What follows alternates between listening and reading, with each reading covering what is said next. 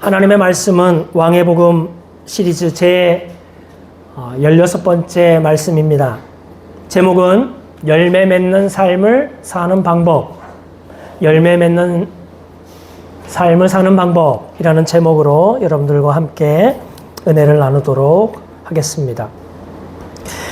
우리는 지난주에 이어서 씨 뿌리는 자의 비유를 오늘도 살펴보려고 합니다. 지난주 설교는 오늘 1절부터 12절까지 4장 1절부터 12절까지 바닷가에서 수많은 무리를 향해서 예수님이 비유로 가르치는 장면과 그 비유로 가르치는 그 이유에 대한 설교였습니다.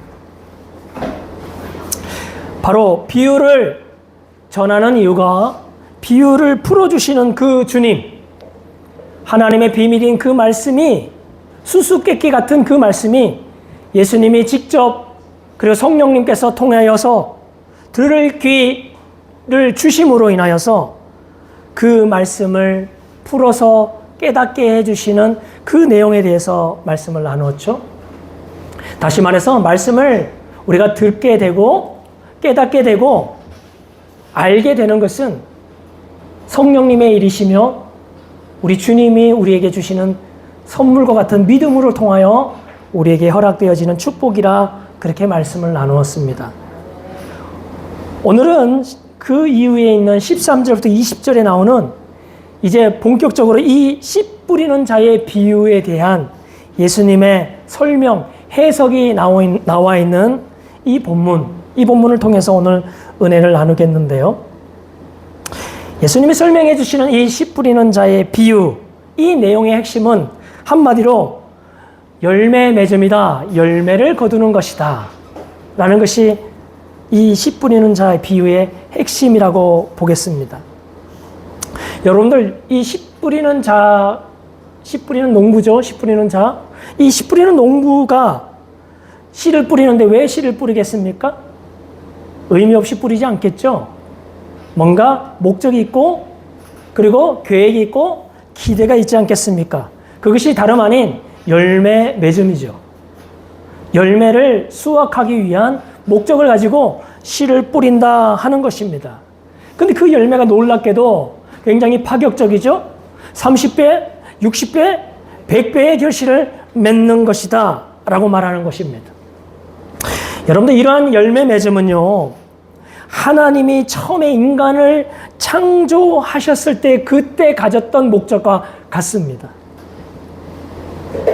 성경 전체를 이 네 컷의 내면의 그림 카드로 한번 쭉 펼쳐놔 보십시오. 어떻게 할 수 있을까요? 첫 번째 카드, 창조입니다. 두 번째 카드는요, 타락이죠. 범죄함으로 타락한 이야기가 나오고요. 세 번째 카드는요, 이 타락하고 범죄한 하나님의 백성들을 구원하는 구속에 대한 이야기가 나오죠. 그리고 이 구속을 통하여서 이제 하나님께서 다시 새롭게 창조하는 새 창조의 이야기가 나옵니다. 성경 전체를 이 네 컷이라고 하는 그림 카드로 볼 때 창조, 타락, 구원, 구속, 그리고 회복과 새 창조라고 볼 수 있죠. 예수님의 십자가의 이 구속 사역, 이 세 번째 카드, 이 구속 사역은요, 다시 말해서 타락하고 망가진 이 피조물, 창조 세계를 하나님께서 다시 새롭게 하는 새 창조를 위한 목적으로 하신 일이다 하는 것입니다. 구속은 바로 새로운 창조를 위한 것이다 하는 것이죠. 그러므로 예수님의 구원은 이제 새 창조를 통하여서 완성돼 갈 것입니다. 그리고 마침내 완성될 것입니다. 그렇다면 우리가 성경 처음으로 다시 한 번만 더 올라가 볼까요? 첫 번째 카드, 창조 아니겠습니까? 여러분, 창조의 목적이 뭡니까? 분명하죠. 하나님께서 인간을 창조하실 때 이미 하나님께서 제6일 창조를 마치셨어요. 하나님께서 이 모든 만물을 마치 인간을 위한 것처럼 창조하셨습니다. 그리고 마지막에 종국에 가서 마치 하이라이트처럼 클라이막스처럼 인간을 창조하셨습니다. 하나님께서 인간을 창조하신 다음에 뭐라고 축복하십니까? 생육하고 번성하고 충만하고 땅을 정복하고 다스려라. 이것이 하나님께서 창조한 인간에게 하신 하나님의 명령이자 축복이었어요. 하나님은 아담 안에서 무엇을 본 겁니까? 아담 한 사람을 본 것이 아니지 않습니까? 아담을 만드신 다음에 그 안에 하와를 만드시고 나서 하나님께서는 아담 안에서 생육함을 보시기 시작하셨습니다. 번성함과 충만함을 보신 거지요. 하나님의 공동체를 보신 겁니다. 아니, 더 나아가서 하나님의 영광스러운 사회를 보신 것이고요. 하나님의 나라를 보신 것입니다. 아담 한 사람 안에서 하나님은 놀라운 공동체 나라를 보신 것입니다. 여러분들 농부가 씨를 뿌릴 때 있잖아요. 어떤 농부가 그 씨가 그대로 그 모양 그대로 남아있기를 기대하는 농부가 있겠습니까? 그런 농부는 없죠. 농부는 씨를 뿌릴 때 그 씨 안에 무엇을 볼까요? 예, 그 씨 안에 놀라운 나무를 보는 거예요. 울창한 나무를 보는 거예요. 그리고 그 나무가 맺는 아주 풍성한 열매도 그 씨를 뿌리는 농부의 눈에는 이미 보이는 것이죠. 그것이 그 농부의 꿈이자 비전이자 계획 아니겠습니까? 그래서 하나님은 사람을 창조하실 때에 창조하시기 위해서 모든 것을 구비하셨어요. 미세 조정이라고 하는 그 우주의 개념과 같이 하나님은 한치도 빈틈없이 완벽하게 인간에게 마치 에덴 동산에서 아담이 누렸던 그 완전한 돌봄과 보호와 풍요로움과 기쁨을 준비하신 거죠. 그리고 하나님께서 하신 말이 보시기에 참 좋았더라. 하나님이 보시기에 좋았지만 그것은 어쩌면 아담을 위한 하나님의 완벽한 준비였기 때문에 또 보시기에 좋았는지도 모르겠습니다. 하나님은 사람 창조를 통하여 이렇게 6일 창조를 통하여 세상을 창조하신 다음에 그 사람 창조를 통하여 꿈을 꾸신 거죠. 여러분들 이사야 선지자가 이 부분과 맥락을 같이 하는 한 노래를 우리에게 들려줍니다. 그것이 포도원 노래라고 하죠. 이 포도원 노래를 백성들에게 호소합니다. 이사야 5장 1절에서 2절 말씀인데 같이 한번 읽겠습니다. 시작. 나는 내가 사랑하는 자를 위하여 노래하되 내가 사랑하는 자의 포도원을 노래하리라. 내가 사랑하는 자에게 포도원이 있으며 심히 기름진 사내로다. 땅을 파서 돌을 제하고 극상품 포도나무를 심었도다. 그 중에 망대를 세웠고 또 그 안에 술틀을 팠도다. 좋은 포도 맺기를 바랐더니 들포도를 맺었도다. 오늘 하나님께서 이 포도원의 얘기를 통하여서 뭘 준비하셨습니까? 네, 포도원을 만드셨는데 그 포도원을 기름진 산에다가 만드셨어요. 그리고 땅을 파가지고 그 안에 있는 돌들을 다 제거했습니다. 그리고 그냥 포도를 심은 게 아니라 극상품 포도나무를 심었다고 해요. 그리고 혹시나 들짐승들이 와가지고 그 포도 열매를 따먹을까봐 망대도 세우고요. 그리고 이제 잠시 후면 수확철이 되어서 그 포도로 아주 극상품 포도주를 만들기 위해서 술틀까지 팠습니다. 이 포도원 지기가 얼마나 기대가 만방입니까? 기대 만땅이죠. 이제 이 포도나무에서 맺혀질 것들을 잔뜩 기대하는 겁니다. 그래서 여러 가지 온갖 준비를 다 한 겁니다.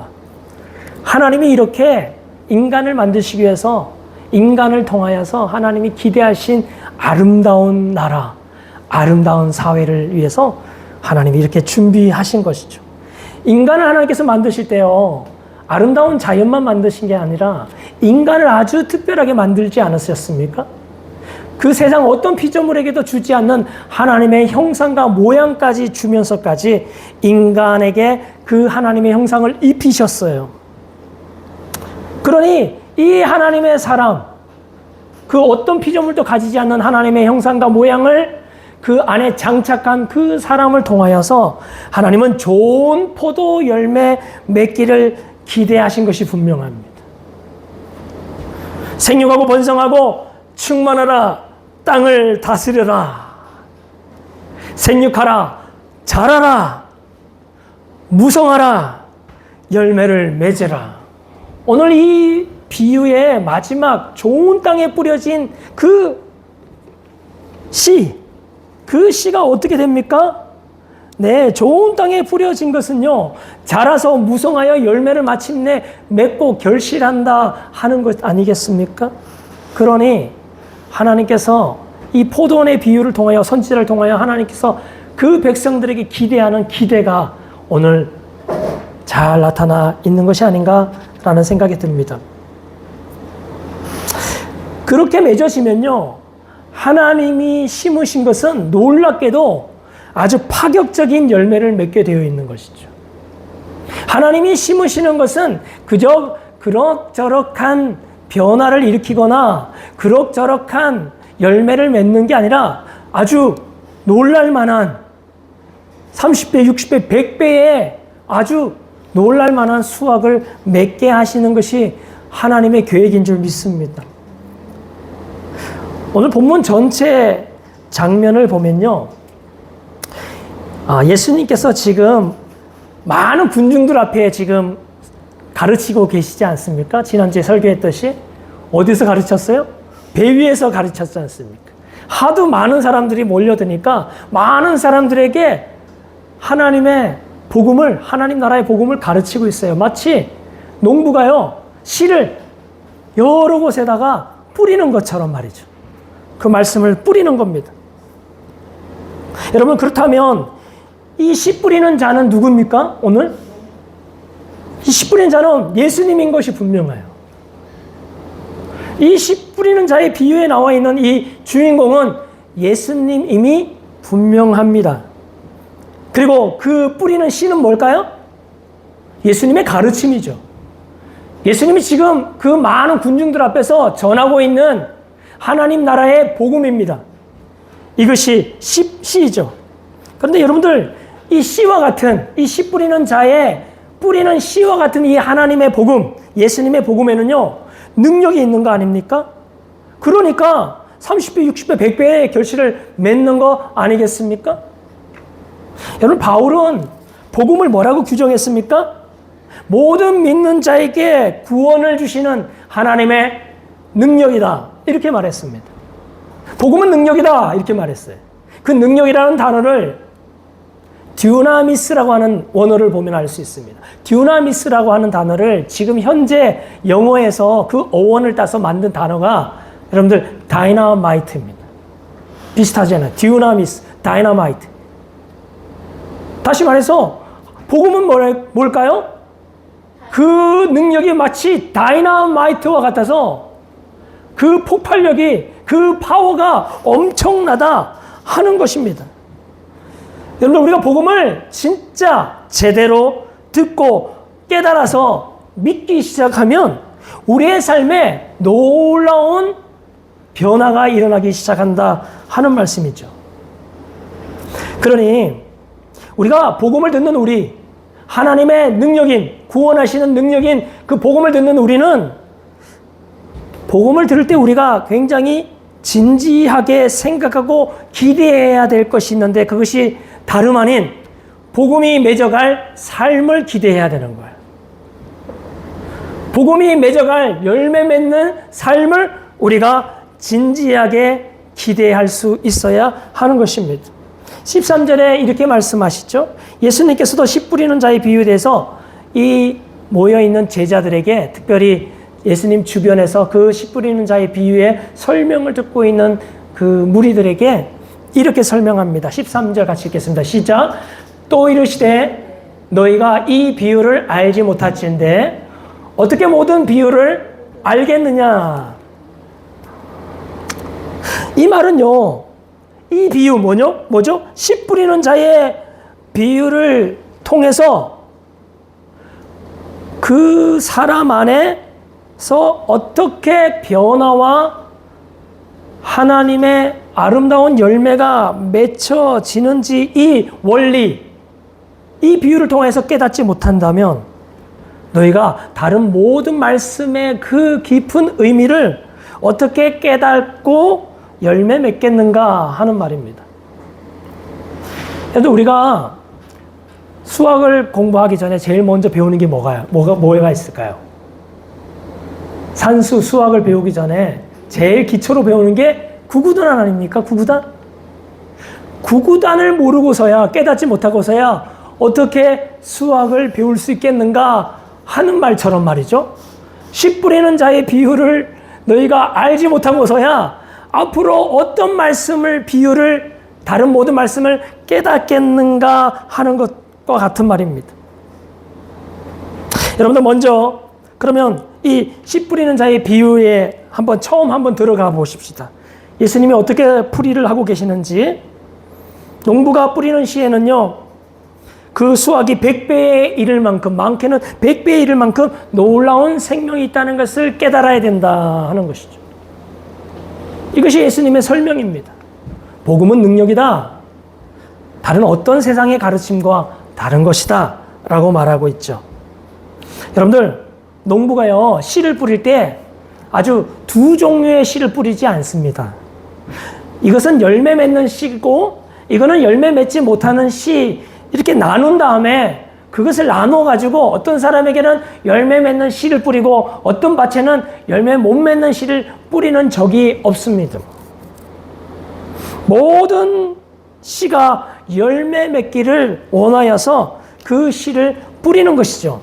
그러면 오늘 이 씨 뿌리는 자의 비유에 다양한 반응인, 다양한 결과지 않습니까? 어떤 경우는 아예 열매를 맺지도 못해요. 즉시 맺지도 못하기도 하고, 결국은 맺지도 못하기도 하고, 그리고 어떤 경우는 아주 폭발적으로 많은 열매를 맺기도 하는 이 다양한 결과는 도대체 뭐가 문제일까요? 씨의 문제일까요? 씨의 문제가 아니고요, 밭의 문제다, 이렇게 말하는 겁니다. 밭의 상태에 따라서 그 씨가 열매를 맺기도 하고 열매를 못 맺기도 한다 하는 말입니다. 오늘 이 비유는요, 우리에게 열매 맺는 삶, 이 삶의 원리를 가르쳐 주고 있습니다. 어떻게 하면 우리 안에 변화의 열매가 맺어져 갈 것인가? 하나님이 기뻐하시는 30배, 60배, 100배라고 하는 그런 놀라운 열매가 우리 안에서 어떻게 맺어질 것인가에 대한 원리를 우리에게 잘 설명하고 있죠. 우리 안에서 이 복음이라는 씨가 어떻게 우리 안에서 심겨지고 그리고 작동하는지, 어떻게 열매를 맺는지를 보여주는 것입니다. 그런데 사실 씨는 있잖아요. 땅에 던져지지 않습니까? 땅에 던져지는데 이 씨가 열매를 맺으려면 어떻게 돼요? 땅 속에 들어가야 돼요. 땅 속에 들어가서 땅 속 깊은 곳에서 뭔가 그 안에서 어떤 일이 일어나기 때문에 이런 거와 같은 겁니다. 사람이 어떻게 변화되는지는 사실은 잘 모르는 거예요. 어떻게 사람이 바뀌는 건지는 마치 땅 속에 심겨진 씨가 어떻게 그 열매를 맺어가는지와 같이 되게 비밀스러운 일이기도 하는 것입니다. 그러므로 보통 사람은 어떻게 사람이 바뀌는가 잘 몰라요. 그런데 오늘 예수님은 어떻게 인생이 바뀌는가 그걸 가르쳐 준다는 거죠. 오늘 이 비유를 통하여서.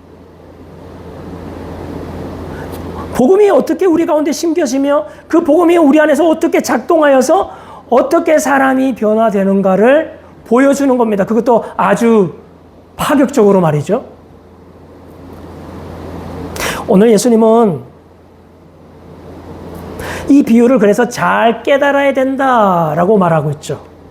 다시 말해서 이 원리를 깊이 깨달으면 이 비유가, 씨 뿌리는 자의 비유가 너희들 안에서 깊이 깨달아지고 알게 되어지고 믿어진다면 이제 너희들에게 주어지는 모든 말씀이 깊이 이해가 될 것이다. 구구단이 너희들에게 정확하게 깨달아지면 그 구구단을 응용하여서 앞으로 여러 가지 난해한 수학 문제가 다 깨달아질 것이다 라고 하는 말과 같은 거죠. 그래서 마침내 열매 맺게 되는 것이다. 그러니 씨 뿌리는 자의 비유는 마치 구구단처럼 굉장히 중요한 하나님의 공식과도 같은 것이다 라고 볼 수가 있습니다. 자, 그러면 오늘 예수님이 씨앗을 뿌렸어요. 그런데 다양한 밭인 이 네 가지 밭에 그 씨앗이 떨어집니다.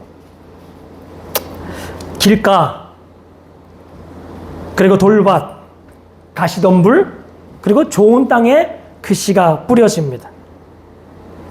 복음은 땅속처럼 있잖아요.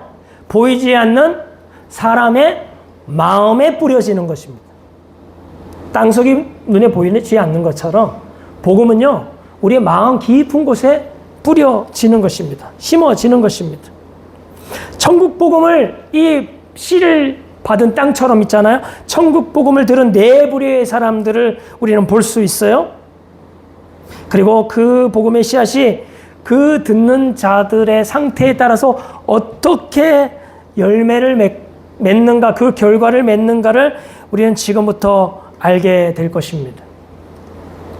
자, 첫 번째, 길가 마음입니다. 지금부터 말하는 이 첫 번째, 두 번째, 세 번째 길가와 그리고 돌밭과 가시덤불은요, 뭐에 실패합니까? 열매 맺는데 실패하는 세 종류예요. 한번 잘 보십시오. 어떻게 하면 열매를 맺을 수 없는가? 라고 말하는 겁니다. 길가 마음이에요. 첫 번째 길가 마음. 말씀이 길가에 뿌려지는 사람입니다. 길가와 같은 곳에 뿌려지는 사람, 씨가 길가에 뿌려지는 사람이에요. 이들은요, 이들의 특징은요, 그 마음이 길가처럼 딱딱하다라고 하는 것입니다. 여러분, 길이 어떻습니까? 길은요, 사람들이 자꾸 밟고 지나가는 거 있잖아요. 그죠? 때로는, 마차가 또 지나가기도 하고요. 또 소가 이끄는 수레도 지나가지 않습니까? 그러니까 길은 이렇게 뭔가 계속 다져져가지고요. 뭔가 씨를 뿌리면 씨가 어떻게 됩니까? 씨가 그 땅 속으로 조금도 들어가지 않아요. 그냥 길가 위에 씨가 그냥 알맹이 그대로 그냥 떨어져 있는 것입니다. 여러분들, 마음에 들어가지 않는 상태다 하는 말이죠. 여러분들, 마음에 들어가지 않는 상태지만, 하지만 이 경우에도요, 말씀이 머리에 들어가지 않는 것은 아닙니다. 귀신도 주님을 알고 떠들잖아요. 귀신도 주님을 안다는 말은 그 귀신이 주님을 지각했다는 말이에요. 우리가 길가와 같은 마음이라는 상태는요, 말씀을 머릿속으로는 들어도 그 말씀이 정작 심어줘야 될 땅인 마음에는 심겨지지 않는 상태. 근데 그때 즉시 일어나는 일이 있습니다. 즉시 일어난 일이 15절에 있어요. 15절 같이 읽겠습니다. 시작. 말씀이 길가에 뿌려졌다는 것은 이들을 가르킴이니 곧 말씀을 들었을 때에 사탄이 즉시 와서 그들에게 뿌려진 말씀을 빼앗는 것이요. 이렇게 했어요. 여러분들, 이 사탄은 아까 원래는 새들이었습니다. 새들이 길가에 뿌려진 씨는 아주 먹기 좋아요. 먹잇감이잖아요. 그죠? 땅에 이렇게 파묻혀 있으면 잘 보이지도 않고 티가 안 나는데 길가에 덩그러니 그 형태를 가지고 있다면 새한테는 너무 좋은 먹잇감 아닙니까? 그래서 즉시 와서 새들이 어디선가 날라와가지고요, 쪼아 먹어버리는 겁니다. 그러다 보니까 그 씨가요, 뿌려지긴 뿌려졌는데 도무지 심겨지지 않는 상태예요. 이런 결과가 일어나는 겁니다. 사탄이 그 씨가 뿌려지는 것을 막을 수는 없어요.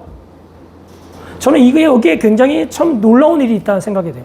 말씀이 그에게 심령에게 심겨지고 선포되는 것을 사탄이 막을 수는 없어요. 그런데 그 사람의 마음의 상태에 따라서 심겨지지 않는 상태에 그 말씀이 있다면 그 말씀은 즉각 사탄이 빼앗아 버리는 것이죠. 사탄이 할 수 있는 것은 그것뿐입니다. 사탄이 우리의 인생에 말씀이 심겨진 것까지도 빼앗지 못한다는 말입니다. 그것은 하나님께서 우리에게 주시는 놀라운 특권입니다. 보호하심입니다. 그러므로 그 말씀을 마음으로 받아들이는 것은 말씀 듣는 자의 몫이 되겠어요. 길가밭에 해당하는 사람도 말씀을 듣는 자입니다. 말씀이 뿌려졌다는 것은 교회에 왔다는 거 아니겠습니까? 예배 시간에 앉았다는 얘기 아니겠습니까? 마이크로 증거되어지는 복음을 듣고 있다는 거 아니겠습니까? 그런데 그 사람은 말씀이 그 씨가 기대하는 그 어떤 반응도 어떤 열매도 맺지 못하는 사람입니다. 반응이 없는 것이죠. 이렇게 무반응일 수 있는 것은 그가 사탄이 그 말씀을 빼앗아간 결과라고 말하고 있지 않습니까? 말씀에 대한 어떤 결과도 어떤 반응도 하지 못한다면 그것은 영적인 문제예요. 영적인 패배의 결과라는 것입니다. 말씀을 듣지 않는 것이죠. 마음이 딱딱하고 굳어져서 말씀에 대해서 어떠한 관심이나 기대가 전혀 없는 것입니다. 제가 전에 주일학교 사역을 오래 했는데 특히 유초동부를 많이 했습니다. 그래서 초등학교 때에 있는 아이들에게 말씀을 많이 전하기도 하고 했는데요. 주일학교 학생들은 말씀에 대한 흥미나 관심이 없으면 나 관심 없어요 라는 것을 감추지 않아요. 바로 티를 냅니다. 어떻게 티를 냅니까? 떠드는 겁니다. 떠들고 친구들 바라보면서 계속 장난치고 어떤 애들은 자고 뭐 이거 그리고 한눈 팔고 이거예요. 그러면 앞에 있는 목사는 딱 봅니다. 누가 말씀을 잘 듣는지 잘 듣고 있지 않는지를 대번에 알 수 있어요. 뭐 어렵지 않아요. 애들은 솔직해요. 그래서 이 아이가 말씀을 지금 못 듣고 있구나 하고 쉽게 판단하거든요.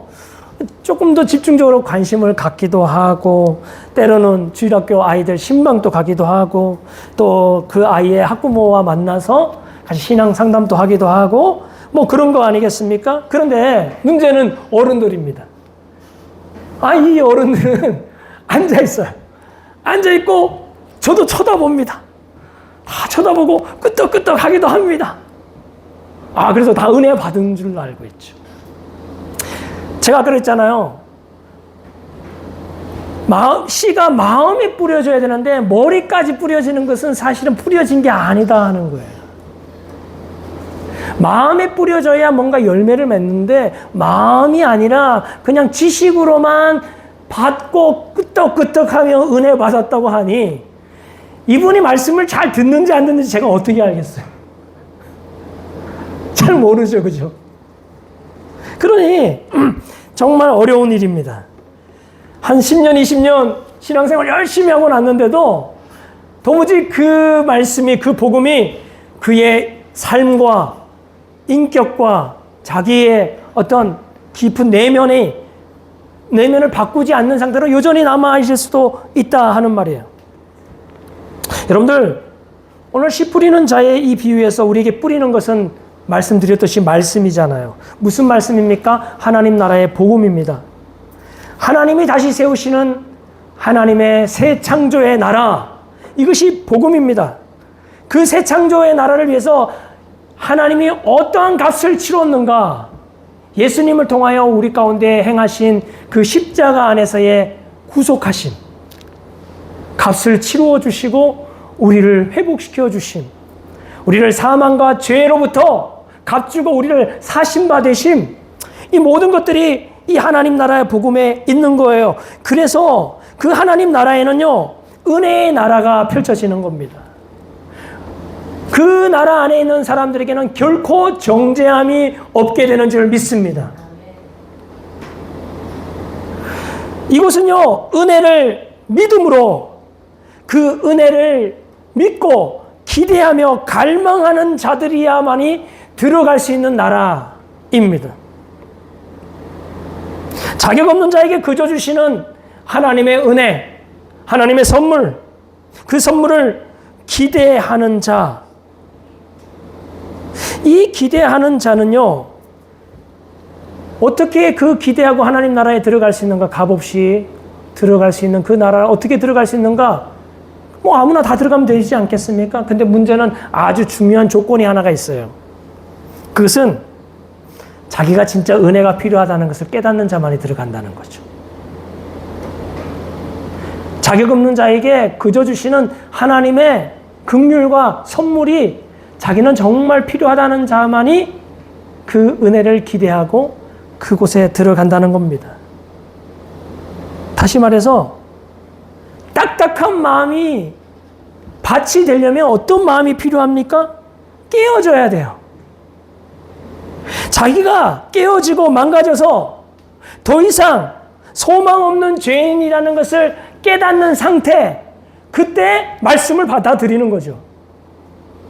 지금 증거되어지는 복음이 뭡니까? 은혜의 복음이에요. 죄 용서의 복음이에요. 죄 용서의 복음을 내가 죄인이 아니다고 생각하는 사람이 받겠습니까? 아니죠. 그냥 지식으로는 받지만 마음으로 죄인을 위하여 주시는 그 용서의 복음을 진짜 받는 사람은 내가 진짜 자격 없는 소망 없는 죄인이구나 라고 깨닫는 사람만이 그 복음을 듣는 줄 믿습니다. 오늘 이 말씀이 그 말씀이에요. 길가밭에 뿌려졌다라고 하는 것은 그 사람이 그 말씀을 조금도 받아들이지 않는다는 말입니다. 교회 안에서 같은 예배당에 앉아 있지만 내가 진짜 복음이 필요한가? 죄의 용서가 필요한가? 예수님의 그 긍휼하신 그 은혜의 보혈이 필요한가? 이것을 깨닫는 사람도 있는가 하면 깨닫지 못하는 사람. 그러니 관심이 없는 거죠. 필요도 없는 거죠. 그러니 마음 깊이 그 복음을 받지 않는 상태라고 하는 겁니다. 여러분, 예수님을 따라 다녔던 제자들은요, 그리고 또 초대기의 모든 성도들은요, 나중에 이렇게 고백을 합니다. 나를 떠나소서 저는 죄인이로소이다.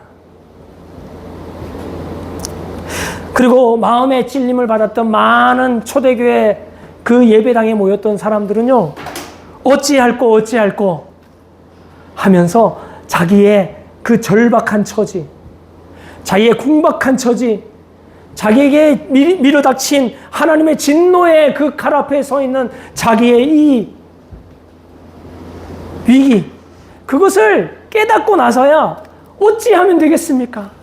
제가 이 하나님의 진노 앞에 제가 어떻게 서야 되겠습니까? 라고 했던 자들이 다 예수님의 제자가 됐어요.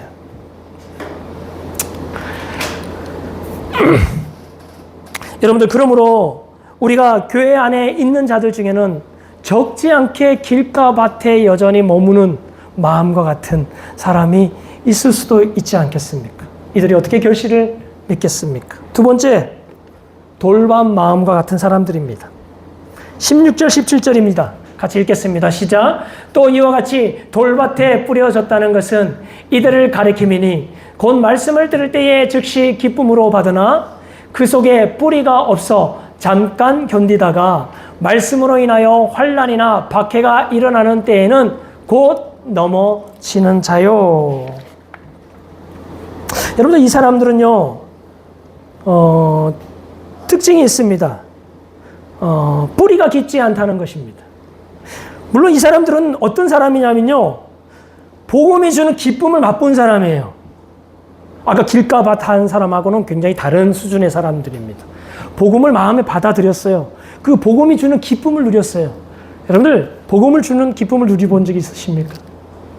제가요, 모태신앙이면서도 불구하고 복음이 주는 진짜 기쁨은 신학교 졸업하고 느낀 거 아십니까? 자격 없는 자에게 그저 주시는 하나님의 완전한 용서의 복음. 내가 어떠하든지 상관없이 그분이 온전히 나를 사랑하심으로 나에게 주신 그 완전한 신분과 구원에 대한 확신이 주는 그 복음을 제가 그때 깨닫고, 그래서 복음이구나, 그래서 기쁜 소식이구나, 그때 깨달았습니다. 참 부끄럽게도. 그죠?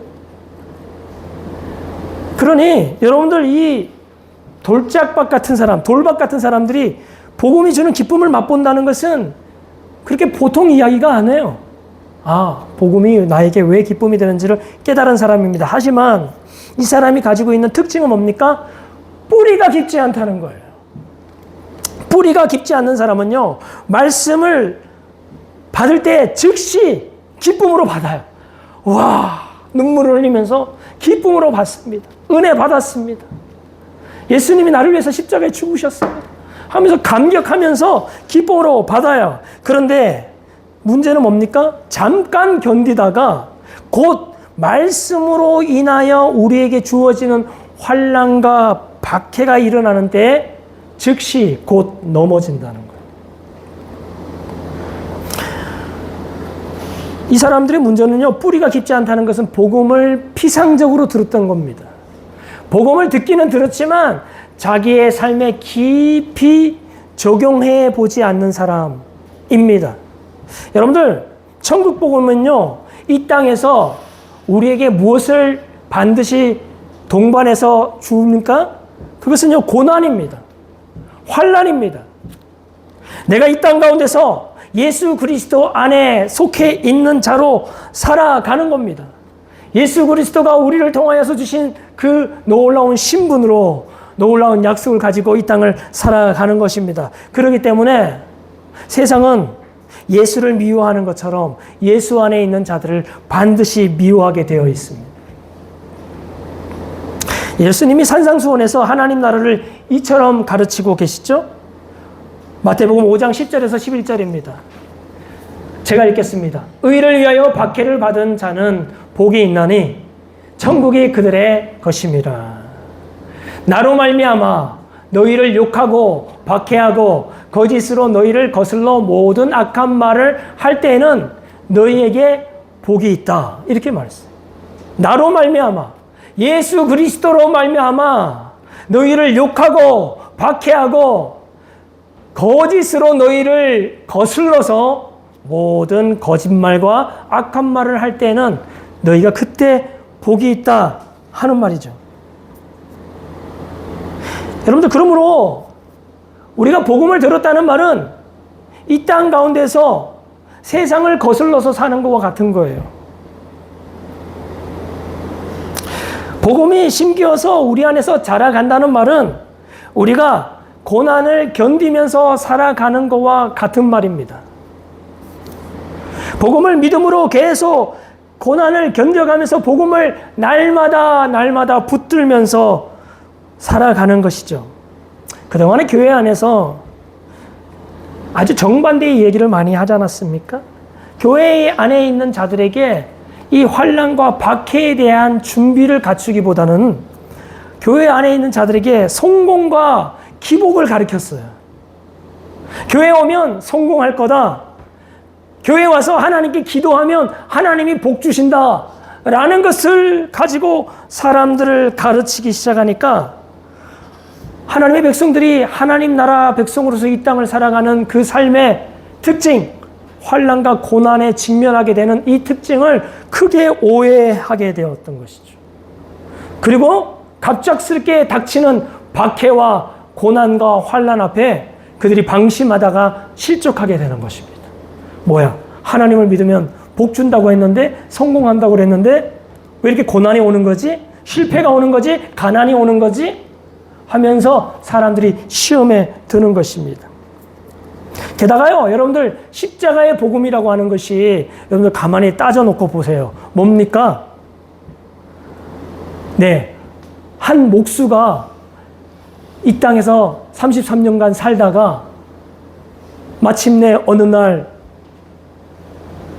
로마의 군대의 손에 이끌려서 도살장에 끌려가는 양처럼 힘없이 아무 말도 못한 채 그렇게 형장의 이슬처럼 사라져갔다.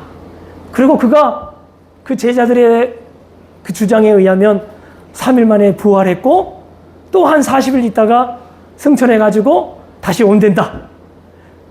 그 예수 그리스도를 십자가를 믿으면 그들도 다 나중에 죽고 나서 천국 간단다. 뭐 이런 얘기 아닙니까? 여러분 이 얘기가 세상 사람들에게는 어떻게 들릴까요? 복음은요 유대인에게나 헬라인에게나 어떻게 들립니까? 거리끼는 것이고 미련한 것이라고 들리는 겁니다. 이게 무슨 기쁜 소식이냐? 그게 왜 우리에게 소망을 주는 소식이냐? 우리의 미래를 보장하는 소식이냐? 라고 사람들은 굉장히 그것을 비아냥거리고 미련한 것으로 치부하고 마는 것입니다. 그리고 예수 그리스도가 십자가 죽었으니 너희도 그 십자가를 믿어라 라고 하는 것은 가장 누추한 그 어떤 신을 믿고 의지하라 라고 하는 거리끼는 것에 불과합니다. 그러니 사람들이 우리가 예수를 전하면 굉장히 비웃죠. 그리고 우스꽝스럽게 여기거나 비난하기도 합니다. 여러분들 예수님을 따르는 것은요 세상 사람들의 상식이나 세상 사람들이 추구하는 지식과는 전혀 반대의 길로 걸어가는 것 같습니다. 그래서 자기를 부인하는 거예요. 좁고 협착한 길을 걸어가는 거예요. 예수님을 따르는 길은 이렇게 사람들의 비난과 협박과 그리고 거절과 그리고 따돌림에 노출되는 일과 같은 거죠. 여러분은 어떻습니까? 예수를 믿는 길이 어떤 길이라고 생각하셨습니까? 네. 예수 믿는 길이 어떤 길이라고 생각하셨습니까? 예수 믿고 예수님께 기도 많이 하면 형통하게 되고 복 받는 길이라고 이 자리까지 오셨습니까? 그러므로 여러분들 우리가 말씀을 들을 때에 그 말씀을 들을 때 환난과 실패가 찾아오게 될 거예요. 말씀을 우리가 듣는다는 말은 말씀대로 순종한다는 말 아닙니까? 말씀대로 순종하면 우리가 고난 가운데 좁은 길을 걸어간다는 말이에요. 그때 우리는 바로 문제가 해결되는 게 아니라 그 고난 가운데 우리는 계속 어려움을 당할 수도 있을 겁니다. 그런데 그럼에도 불구하고 복음을 붙들고 믿겠는가 하는 거죠. 그때에도 여전히 주님으로만 기뻐하겠는가 하는 겁니다. 내가 복음을 믿고 순종하며 살아갈 때에 사람들로부터 무시당하고 버림당하고 가난하고 어려움이 있을지라도 너 각오가 되어 있는가 하는 말입니다. 사도행전 20장의 바울은 복음을 따라가는 자신의 미래에 이미 환난과 결박이 기다린다고 하는 여러 사람들의 예언을 들었어요. 그럼에도 불구하고 바울은 전혀 놀래하지도 않고 당황하지도 않고 여전히 자기는 복음과 함께 예수님과 함께 그 길을 가겠다고 작정하지 않았습니까? 여러분 우리가 복음이 우리 안에서 결실하게 하지 못하는 것은요 환난과 핍박이 아니에요. 지금까지 역사 속에 수많은 교회들이요 박해를 받지 않는 적이 없었거든요. 위대한 교회들은 다 박해 시대에 고난의 시대 가운데 위대한 교회와 위대한 신앙인이 세워졌거든요. 그러므로 문제는 환난과 박해가 아닌 거예요. 환난과 박해가 아니라 뭐예요? 복음에 대한 우리의 피상적인 이해라는 거예요. 복음이 우리 안에 깊이 들어와서 그 복음이 내 삶에 있어서 좁고 협착한 길임에도 불구하고 그것이 나에게 더 이상 아무런 주저하게 되지 않을 만한 그 주님의 영광스러운 복음이 믿어지는 자, 그 자가 열매를 맺게 되는 줄 믿습니다. 세 번째 가시떨기 마음이죠. 가시떨기 마음 18절 19절 같이 읽겠습니다. 시작. 또 어떤 이는 가시떨기에 뿌려진 자니 이들은 말씀을 듣기는 하되 세상의 염려와 재물의 유혹과 기타 욕심이 들어와 말씀을 막아 결실하지 못하게 되는 자요. 여러분들 이 사람은요 어떤 사람입니까? 말씀을 듣고 끝까지 견디는 사람 아닙니까? 두 번째 사람은요 뿌리가 타가지고 말라버린 사람이에요. 근데 이 사람은요 어쨌거나 끝까지 심겨진 사람이에요.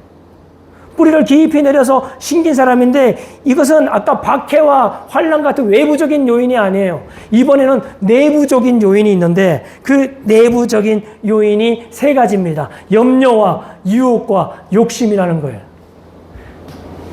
세상에서 떠도는 그 염려거리, 걱정거리가 이 사람에게 그 내면에서 계속 영향을 끼치는 거예요.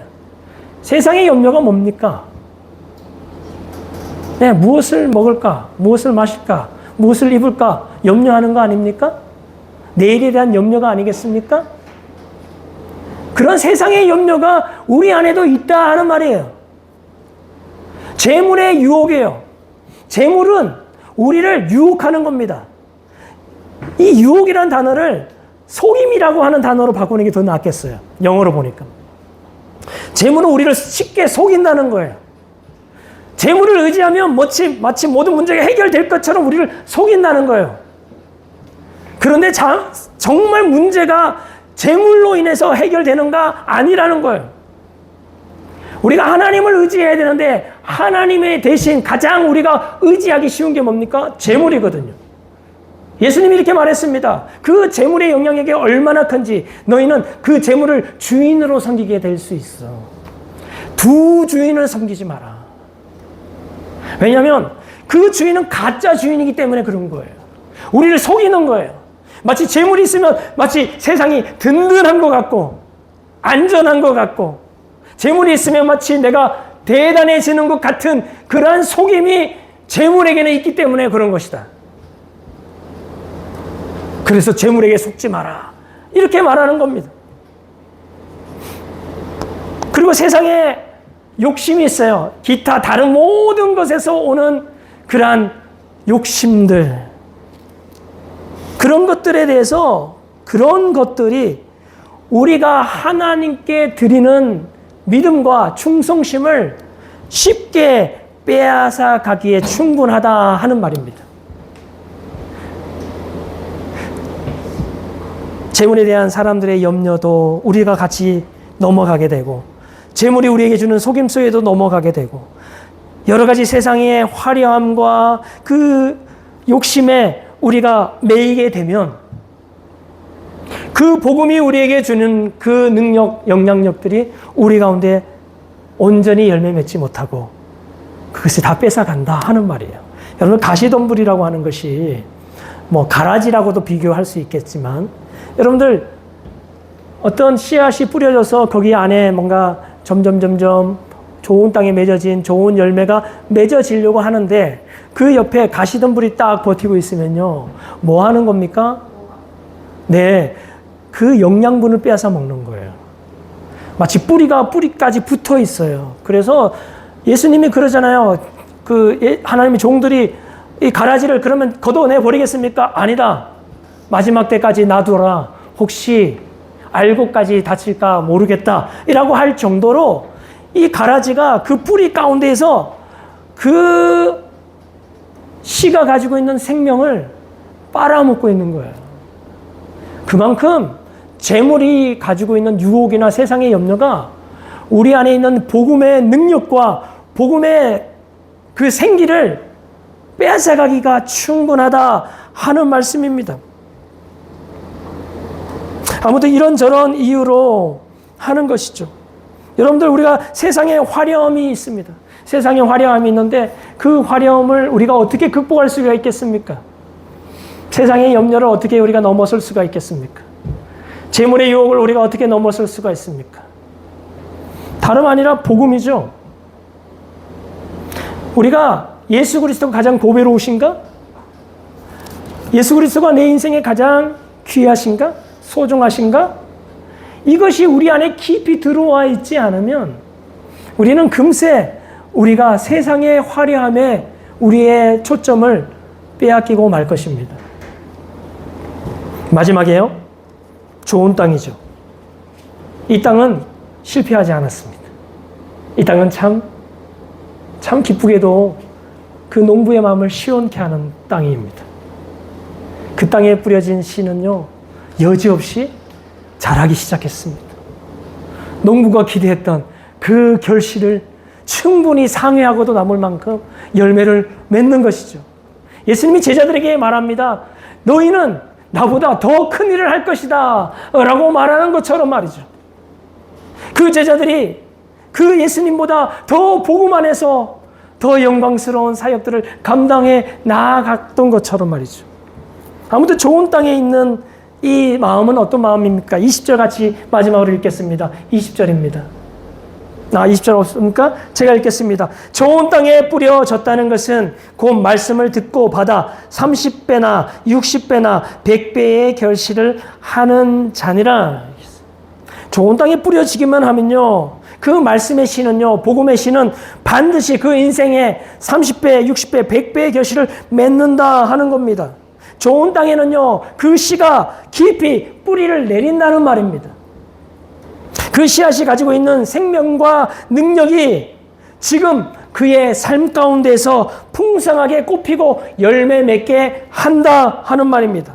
복음은요, 다름 아니라 우리 안팎에 있는 장애물들을 극복하게 하는 거죠. 여러분들, 태어나면서부터 좋은 땅이 있겠습니까? 태어나면서부터 돌짝밭이 있습니까? 다른 게 아니에요. 우리는요, 다 태어나면서부터 돌짝도 있고, 그죠?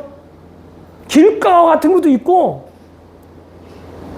그리고 태어나면서부터 우리에게 가시덤불도 있어요. 우리 안에 세상에 염려가 없는 사람이 있습니까? 태어나면서부터 아주 믿음의 사람으로 아주 딱 태어난 사람이 어디 있어요? 다 같아요. 그런데 오늘 좋은 땅에 뿌려졌다는 말은 우리의 마음을 바꾸라는 말이 아니라 그 복음이, 예수님의 복음이 우리 가운데 와서 우리가 죄인인 것을 깨닫게 하는 거예요. 그래서 길가밭이 되지 않게 하는 겁니다. 우리가 깨어진 마음으로 우리에게는 복음이 정말 필요합니다 라고 하는 복음을 우리 가운데 받아들이는, 그것을 주는 것은 예수님의 십자가의 복음밖에 없는 줄 믿습니다. 그리고 그 복음이 우리 안에 있는, 안팎에 있는 여러 방해물들을, 장애물들을 걷어내기 시작하는 것이죠. 여러분들, 복음이 우리 가운데 있었을 때, 아까 제가 말했잖아요. 박해가 없고 고난이 없는 사람이 어디 있는가? 고난과 박해 때문에 열매 맺지 못하는 것이 아니라 우리가 복음이 깊이 뿌려내리지 않기 때문에 그렇다 말하는 것이죠. 여러분, 복음이 주는 완전한 죄 용서, 그리고 그 완전한 생명에 대한 확신, 이것이요, 우리로 하여금 환난을 이겨내는 겁니다. 내가 정말 복음을 통해서 죄 용서 받음이 확신이 되어지면, 여러분들, 세상이 우리를 향하여서 조롱하고, 십자가의 그 도를 비난하고 우스꽝스럽다고 놀리더라도 우리는 전혀 아랑곳하지 않겠죠? 내가 믿는 복음, 내가 감당하는 이 복음 사역이 얼마나 가치 있고 복된 일인지에 대해서 조금도 주저함이 없게 되는 것입니다. 그래서 좁고 협착한 길로 걸어가는 것이죠. 환난 앞에서도 복음이 우리가 이끌어가는 주님을 따르는 길로 걸어가게 만드는 것입니다. 사람들의 조롱과 배척과 거절에도 복음을 부끄러워하지 않는 줄 믿습니다. 아멘. 복음이 우리 가운데 깊이 심겨져서 우리 안에 그것이 얼마나 영광스러운 나의 죄를 용서하신, 영원히 용서하신 하나님의 은혜의 복음인지를 깨닫게 되면 말이죠.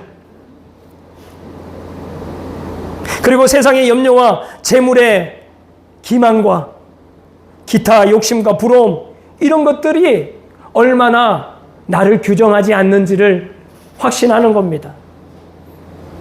예수 그리스도 안에 있는 나, 예수 그리스도 안에서 의로워진 자, 나의 모든 정체성이, 나의 모든 미래가, 나의 모든, 나에게 속한 모든 것이 하나님께 속하였으며 예수 그리스도로 말미암아 이미 구원받았으며 예수님이 나의 의가 되시고 의로운 옷이 되시고 나의 정체성이 되시고 나의 구원함이 되신다는 사실들이 정말 믿어지는 사람,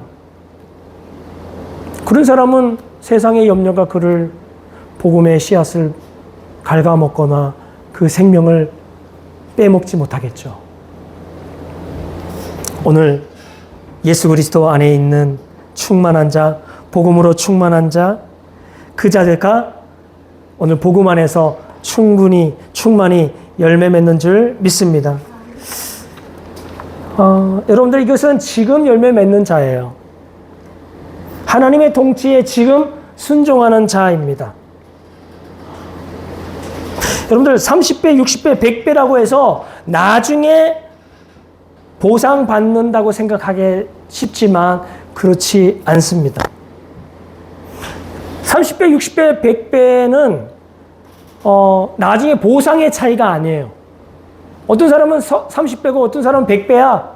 또 열심히 나는 100배 받아야지. 이게 아닙니다. 어떤 사람은요, 그건 보상의 차이가 아니고 그가 인생이 이 땅 가운데서 맺는 생산성의 차이예요. 30배 결과를 맺는 사람도 있고 60배 결과를 맺는 사람이 있고 100배 결과를 맺는 사람이 있습니다. 그렇지만 그것은 주어진 능력과 상황에 따라 생기는 차이에 불과한 것이죠. 여러분들, 예수님의 달란트 비유에 보면은 2달란트 받은 사람과 5달란트 받은 사람이 있습니다. 이 사람은 각각 2달란트를 남겼고 5달란트를 남겼어요. 그런데 그 주인이 그 두 사람에 대한 평가를 글자 하나 안 틀리고 똑같이 하셨습니다. 착하고 충성된 종아.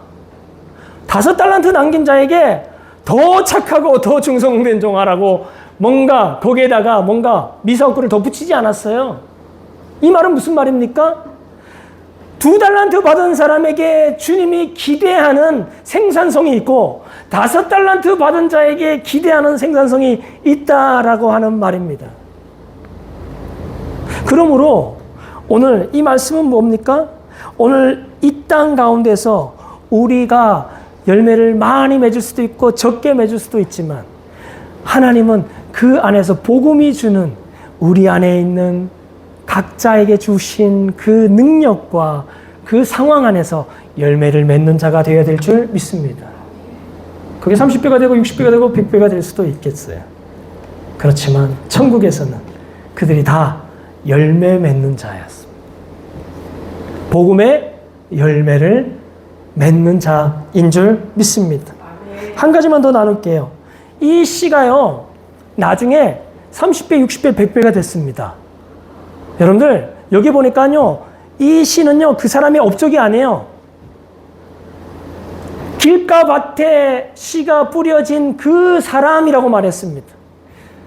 다시 말해서 길가 밭에 뿌려진 사람, 좋은 땅에 뿌려진 사람이 어떻게 변하는가의 문제였습니다. 그 사람의 변화가 열매인 거예요. 그 사람이 변하면요, 30배가 생겨요. 60배가 생겨요. 안 그렇겠습니까? 내가 복음으로 진짜 변하면 나와 같은 사람이 30명이 생기지 않겠습니까? 나와 같은 사람이 60명이 생기지 않겠습니까? 주님은요, 그냥 뜨뜻미지근한 사람들을 부르는 게 아니라 차든지 뜨거운 사람을 부른다고 하지 않습니까? 주님이 복음 안에서 진짜 열매 맺는 한 사람을 통하여 하나님께서 세상을 바꿔가시는 줄 믿습니다. 그러므로 복음의 열매를 맺는 사람은요, 또 다른 열매 맺는 사람을 낳게 된다 하는 말과 같은 말입니다. 그래서 하나님의 나라는 점점 그렇게 확장되어 가는 거예요. 아담 한 사람을 통하여서 아담이 낳는 또 한 사람이 아담과 같은 사람이 되고, 또 그 아담의 아들이 낳는 사람이 또 아담 같은 사람이 되어져서 세상에 가득 차 가는 것, 이것이 하나님의 비전인 줄 믿습니다. 복음의 열매를 맺는 그 한 사람을 통하여서 반드시 누룩처럼 다른 한 사람이 변화되어 가는 이 일을 통한 이 열매, 이것이 오늘 복음을 우리 가운데 뿌리시고 가르치시는 우리 주님의 소망이자 비전이자 계획인 줄 믿습니다. 오늘 더샘교회가 그렇게 열매를 맺고 또 다른 한 사람의 열매를 맺는 사람을 세워가는 제자 삼는 제자가 가득한 교회 되시기를 예수 그리스도 이름으로 축복합니다. 아멘.